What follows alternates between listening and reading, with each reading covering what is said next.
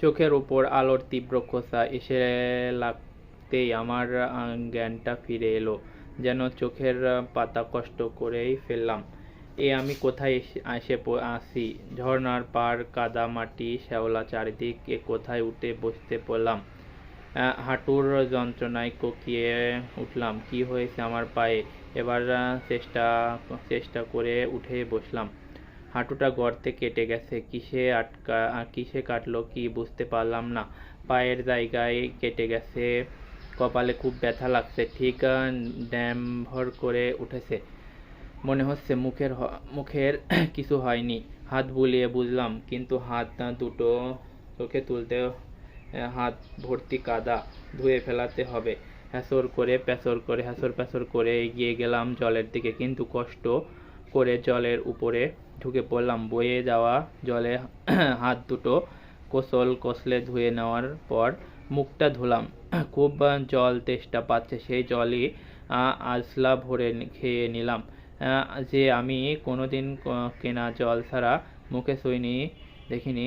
জল খেতে শরীর যেন একটু সারু এ বয়ে জলে। আবার চেহারাটা দেখার চেষ্টা করলাম। অনেকক্ষণ চেহারাতে দেখে নিজেই আতঙ্ক হয়ে উঠলাম। আমি কি? এটা কি আমি? তন্দা সেনসমা নাকি কেউ?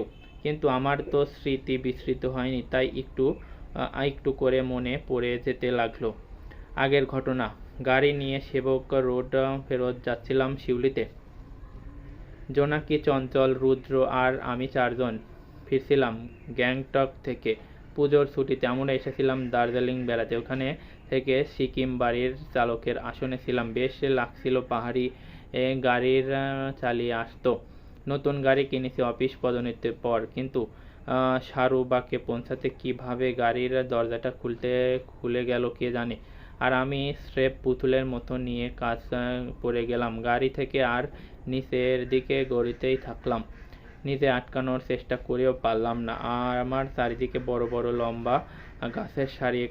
এখান থেকে ঠেকর খেতে খেতে কখন যে নিচে এসে পৌঁছে গেছি, শেষ পর্যন্ত আমরা অজ্ঞান ছিলাম।